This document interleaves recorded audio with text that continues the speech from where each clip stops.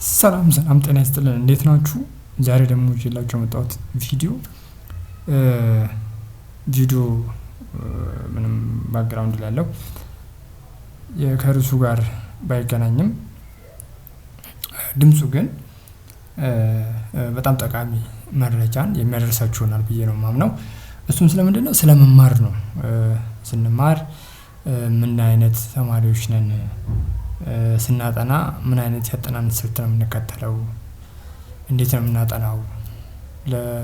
ለትምህርታችን ወይም ለጥናታችን የምንሰጠው ትኩረት ምን ይመስላል የሚለውን የሚዳስስ ይሆናል። ከዛ በፊት ግን በዚህኛው አንድ በጣም አነጋጋሪ የሆነ አጥኚ ነበርና ይሄ አጥኚ ምን አይነት አጥኚ ነው? ምን አይነት ያጠናን ስልት ቢከተል ነው ወይም ደግሞ እንዴት ቢያጠና ነው አነጋጋሪ የሆነው የሚለውን እነግራችሁና በቀጣይ ቪዲዮ ደግሞ ስትማሩ እንግዲህ ብዙ አይነት መንገዶች አሉ። ስንማር ስናጠና ለማስታወስ በቀላሉ ኖቶችን ለመያዝ በቀላሉ ለመረዳት በቀላሉ ሪቫይዝ ለማድረግ የሚያገለግሉ ብዙ አይነት መንገዶች አሉና እሱም በቀጣይ ቪዲዮ ላይ ይዤላችሁ እመጣለሁ። ዛሬ ደግሞ እስኪ አነጋጋሪው አጥኚ ምን አይነት አጥኚ ነው ወይም ደግሞ ምን አይነት ተማሪ ነው፣ ምን አይነት የመማር ስልትን ይከተላል የሚለውን እነግራችሁ ይሆናል ማለት ነው። አነጋጋሪው አጥኚ ነው የሚለው ልክ ከምሽቱ 12 ሰዓት ጀምሮ እስከ እኩለ ሌሊት ድረስ ለማጥናት በቆራጥነት የሚነሳው ትጉህ ተማሪ ብዙዎቻችን የምናውቀው አይነት ሰው ነው። ልክ ከምሽቱ 12 ሰዓት ለመጀመር ወደ መቀመጫው ይቀርብና ለጥናት የሚያስፈልጉትን ነገሮች ሁሉ ያዘጋጃል። ሁሉንም ነገር ቦታ ካስያዘ በኋላ እንደገና በጥንቃቄ ያስተካክላል። በዚህ መሃል አንድ ነገር ትዝ ይለዋል። ዛሬ ጠዋት በያዘው ጋዜጣ ላይ የነበረውን አስደሳች ዜና ለማንበብ ጊዜ ስላልነበረው አሁን በፍጥነት ቀድሞ ቢያነበው ለጥናቱ ተረጋግቶ መቀመጥ እንደሚያስችለው ያስባል። እንዲያውም እንደዚህ ጥቃቅን ነገሮችን ከጥናት በፊት ቀድሞ ማከናወኑ በእጁ ባለው ትልቅ ተግባር ላይ ለማተኮር እንደሚረዳው ይረዳል።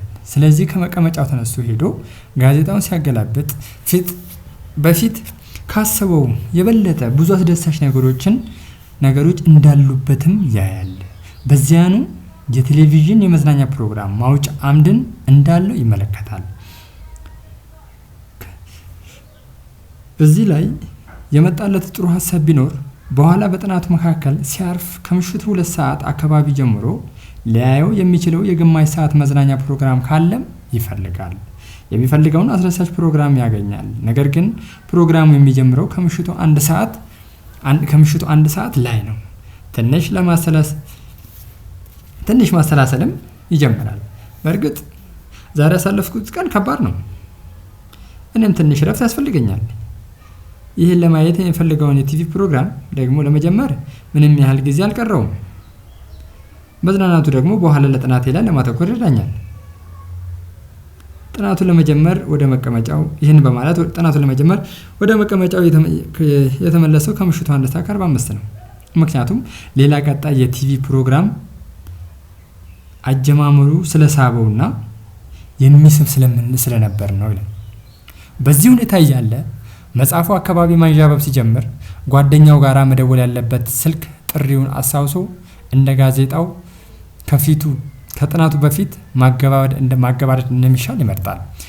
የስልኩ ወግ ከታሰበው በላይ አስደሳችና ከታቀደው በላይ ረጅም ስለነበር አጅሬ ወደ ጥናቱ መቀመጫ የተመለሰው በ2 ሰዓት ተኩል ነበር። አሁን በቆራጥነት ቦታውን ይዞ መጽሐፉን ገልጦ ማንበብ ሲጀምር በተለምዶ ገጽ 1ን የመጀመሪያው የራብና የውሃ ጥም ምልክት ይሰማዋል። ይህን ደግሞ ብዙ መታገስ አይችልም። ምክንያቱም በቆየ ቁጥር ትኩረቱን እየሳበው ጥናቱን እንደሚያስተጓጉለው ስለሚያምን አሁኑኑ ረሃቡን ቀለል ባለ ምግብ ማስታገሱን ይመርጣል። የዚህ የምግብ አዘገጃጀት ደግሞ ቀስ በቀስ እየሰፋ መጥቶ ቀላል ምግብ ብሎ ያቀደው ድግስ መስሎ ቁጭ አለ። ይህንን የመጨረሻውን እንቅፋት ካስወገደ በኋላ ሌላ በጥናቱ መካከል ጣልቃ የሚገባ እንደሌለ እርግጠኛ በመሆን በመጽሐፉ መጀመሪያ ገጽ ላይ 1-2 አረፍተ ነገሮችን እንዳየ የተመገበው ጨጓራውን እንደከበደውና በአጠቃላይ ድካምና እንደተጫጫነው ይሰማዋል። እንግዲያውስ ያንን ሌላውን በ4 ሰዓት የሚጀምረውን የግማሽ ሰዓት የቲቪ ፕሮግራም ማየት የሚሻል መሆኑን ያስባል። ከዛ በኋላ የተመገበውም ደህና ተንሸራሽሮለት ስለሚቀለው የቀረውን ጊዜ በእርግጠኝነት በጥናቱ ላይ እንደሚያተኩር ያምናል። ቀጥሎስ?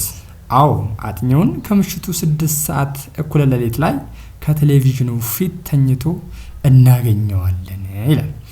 በዚህ ሰዓት ብንቀሰቀሰውም እንኳን የሚያስበው ብዙም ለክፉ የሚሰጥ ነገር እንዳልፈጸመ ነው። እንዲያውም እኮ ዛሬ ጥሩ ረፍት ማግኘቱ፣ ደህና መመገቡ፣ ጥቂት አስደሳችና አዝናኝ ፕሮግራም መመልከቱ፣ ከጓደኛው ጋር ማህበራዊ ጉዳዩን በስልክ መወያየቱ፣ የቀኑን ጋዜጣ ማንበቡ፣ ብዙ ጥቃቅን ነገሮችን ማከናወኑና ከፊቱ ማራቁ ለነገ ልክም ከምሽቱ 12 ሰዓት ጀምሮ ለሚያጠናው የጥናቱ ፕሮግራም ጥሩ መንገድ እንደከፈተለት አድርጎ በማሰብ ይከራከርና ሳያጠና ያራል ማለት ነው። ስለዚህ ከዚህ ታሪክ ብዙ ነገር እንማራለን። እስኪ በቀጣይ ይህንን ለመቅረፍ ምን ማድረግ አለብን የሚለውን መፍትሄ ይዤላችሁ እመጣለሁ።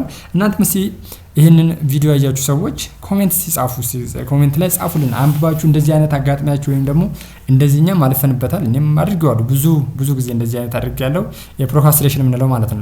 ላለማጥናት የምናደርገውን ነገ ተነገ ወዲያ ይደርሳል እያልን ከዛ እያለ ምንም ሳናጠና ፈተና ደርሶ ያው ፈተና እንትን ሲመጣ ደግሞ የኛ ድክመት ሳይሆን ብሌም የምናደርገው ሌላ አካል እንዲሆን እናደርጋለን ማለት ነው። ስለዚህ እስቲ እንደዚህ አድርጋችሁ ያለፋችሁ ሰዎች ካላችሁ እስቲ ምንድን ነበር ስሜቱ? ከዛ በኋላ በምን አይነት መፍትሄ እንደዚህ አይነቱን ችግር ፈታችሁት?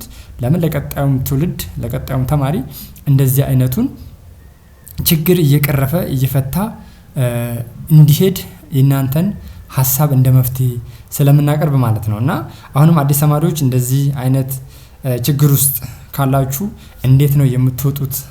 እና ፕሮክራስቲኔሽን አቁማችሁ ቀጥታ ወደ ሙሉ ትግበራ ላይ እና ጥናታችሁን እንደ ዕለት ከዕለት እንደ ምግብ ማለት ነው እንደማንዘለው ሁሉ ምግባችንን ነው አንዘልም አይደለ?